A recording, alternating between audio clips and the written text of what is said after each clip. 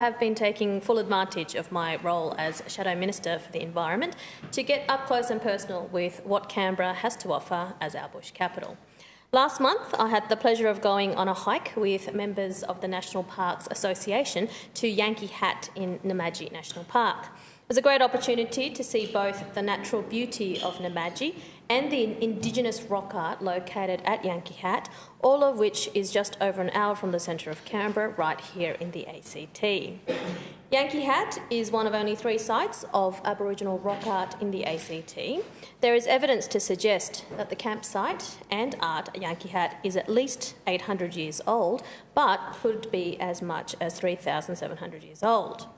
This is but a short time when we consider that our Indigenous Australians have been living in the Canberra region for as long as 21,000 years ago.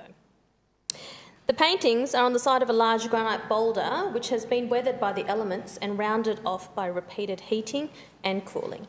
The paintings depict Australian animals and human figures, together with some figures that are open to interpretation, as was evident from the good-natured discussions by our group as to whether there's a picture of a turtle was also represented. It was also not lost on our group that one of our rare Aboriginal rock arts are in the place named Yankee Hat, and I have had at least one submission lobbying for a change of the name for this very popular picnic spot.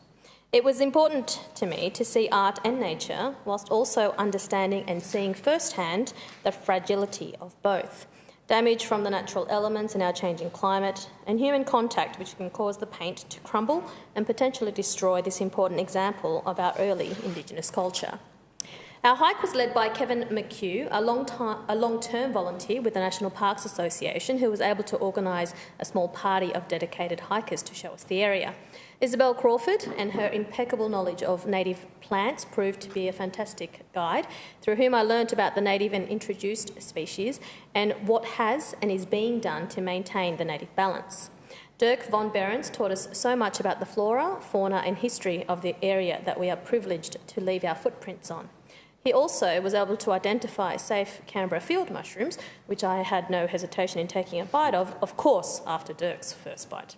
John Brickhill and Sonia Lenz were excellent walking companions, friendly lunch companions, who also kept us on track in navigating the vast and diverse plains. I have to say a particular thanks to Larry O'Loughlin from the Conservation Council for going the extra mile to pick me and my staff up from the Legislative Assembly and driving us out to Namadgi and back, for providing an inexhaustible supply of puns and dad jokes, and for his unquenchable desire to weed out all the thistle he could see. I have previously had discussions with members of the National Parks Association and other environmental groups, but nothing quite compares to going bush and seeing up close the natural beauty of our great capital. A highlight, I have to say, is getting to meet the staff and rangers who do tireless work to keep our national parks beautiful. You only need to spend a few minutes listening to them to know that for them, this is not a job, it is a true commitment. This Saturday, the Gudjunbi Arts Week kicks off with numerous arts events, including getting tips from resident artist Maria Borum. I encourage all members to take a trip out to Namadgi, if not for Art Week, at least sometime during the term, because it truly is a great example of our proud bush capital name. Question is that the Assembly do now adjourn. Ms Lakuta. Madam Speaker, I wish to talk about 2 rallies that I attended and spoke at in April. First, of course, was Palm Sunday Rally, which is an Australia-wide event